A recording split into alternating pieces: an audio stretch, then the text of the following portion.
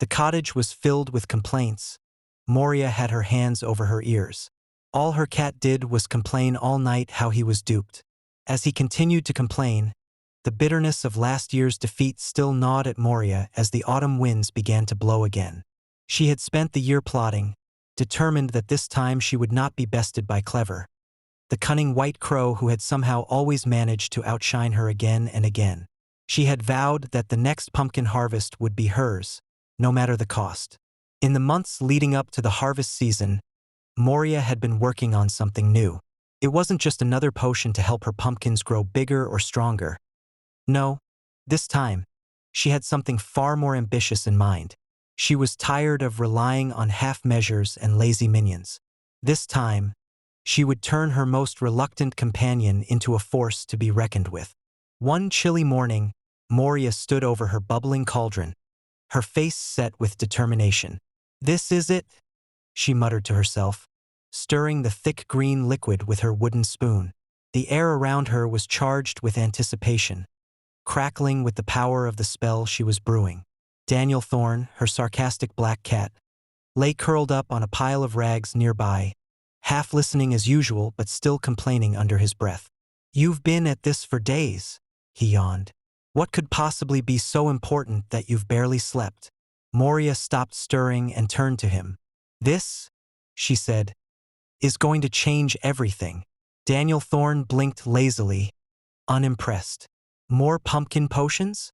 I thought you'd given up after last year's disaster." Moria smiled wickedly. "This isn't about pumpkins. It's about you." "Me?" Daniel Thorne sat up, his ears twitching. "What do you mean?" "You're looking at the pumpkin contest carving winner." He paused. "Runner-up, I guess," he said. "Runner-up? You didn't run anything up but my blood pressure," she exclaimed, clenching her fist. "I've had enough of your laziness and endless bragging," Moria said, her voice sharp. "You're supposed to be a mighty hunter, a fierce predator. But all you do is sleep, complain, and watch me lose. Not this year. This year, I need you at your full potential." Daniel Thorne narrowed his eyes. "What are you planning?" Moria lifted a vial from the table beside her, filled with the glowing green potion she had been crafting for days. "This," she said, holding the vial up, "is a transformation potion. It will unlock the hunter inside you, the one you should have been born to be. No more sleeping in while I struggle. With you by my side, Clever won't stand a chance." Daniel Thorne eyed the potion warily. "And what if I don't want to be your hunting dog?" Moria's grin widened. "You don't have a choice, and I'm not talking about a hunting dog. You will be a fierce hunting cat. You will hunt down and eat Clever naturally like you are supposed to. Well, an enhanced version, I must say, and with him gone, I will have no competition." With a quick flick of her wrist, Moria uncorked the vial and poured the contents into Daniel Thorne's water dish. The cat's pupils dilated as he realized what was happening. But before he could protest, Moria grabbed him by the scruff of his neck and forced him to drink. The transformation was immediate. Daniel Thorne's sleek black fur began to bristle and thicken, his muscles rippling beneath his coat as he grew in size. His once lazy eyes sharpened into predatory slits, and his claws extended, gleaming in the firelight. He transformed from cat to panther. Moria watched, her heart racing. "Yes," she whispered. "This is what I need. You'll be the hunter you were always meant to be, and with your help, we'll crush Clever this year." As her evil laugh echoes about, Daniel Thorne stood up, his body now lengthening, and he stretched out, feeling the new power coursing through him.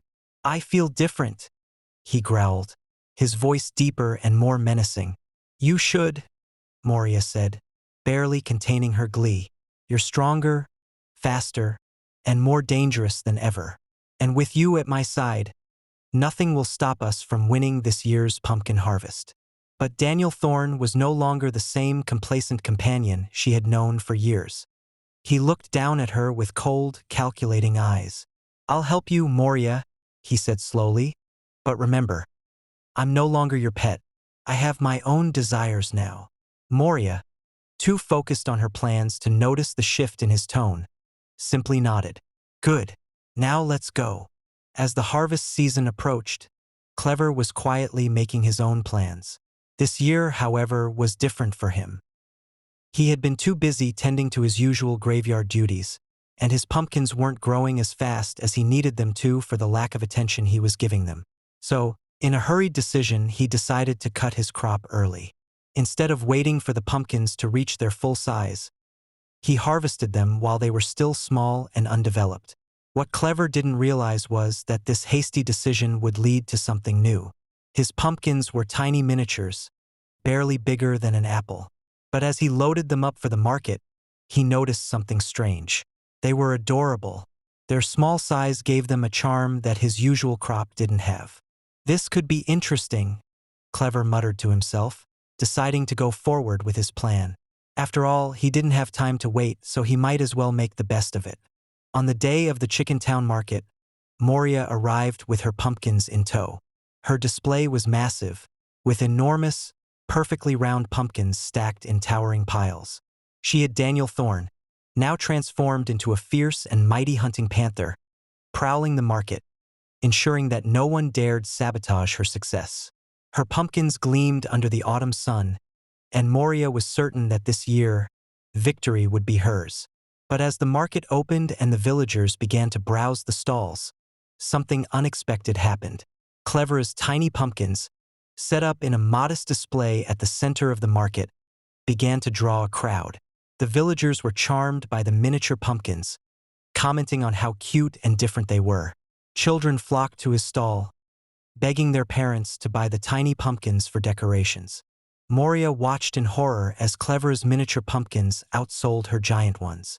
It wasn't that her pumpkins weren't good, on the contrary. They were beautiful, but they were ordinary. And this year, the villagers weren't looking for ordinary pumpkins. They wanted something different, like the white ones the year before, something unique.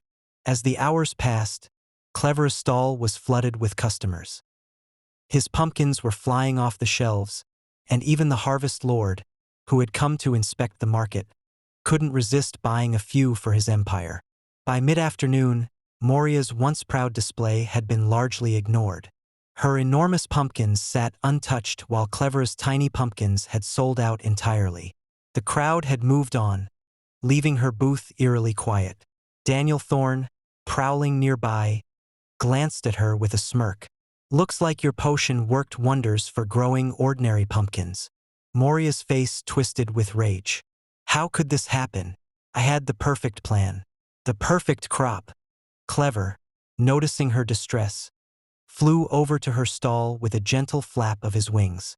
"It's not about size, Moria," he said with a smile. "Sometimes, it's the little things that make the biggest impact." As Clever was so near to Moria, Daniel Thorne's instincts took over. He hurled at Clever. Clever, with his gimpy claw, tried to fly away. The panther gave chase, and Clever flew away as best he could. Moria is embarrassed now because Daniel Thorne was doing exactly what she wanted. Was in the middle of the villagers trying to save Clever from the panther's chase. Moria rapidly flicked her wand in the shadows and turned the panther back to a cat because she feared they would kill him. And when he returned to cat form, Clever realized it first, but the cat didn't know yet. He stopped mid-flight and fought back, hurting Daniel Thorne. The cat hissed and ran away. Clever hurried back to his booth where his third annual pumpkin carving contest was underway. The winner was Dave Venn the Raven. He snuck in and decided to eat fresh pumpkin seeds while carving a masterpiece all along. Dave Venn told Clever, "I thought you were a goner. I for sure thought the panther would eat you." "You doubted me?" Clever said. Meanwhile, Moria clenched her fists, her fury barely contained. She had poured everything into this year's harvest, even transforming her own companion into a hunter, only to be defeated by something as ridiculous as miniature pumpkins. As the sun set and the market began to wind down, Moria stood alone, her towering pumpkins casting long shadows in the fading light. As Daniel Thorne padded over, his once mighty presence now feeling like an ominous reminder of her failure, Moria muttered under her breath, Next year will be different." But for this year, Clever's miniature pumpkins had stolen the show, and Moria, once again, was left in the shadow of his unexpected success.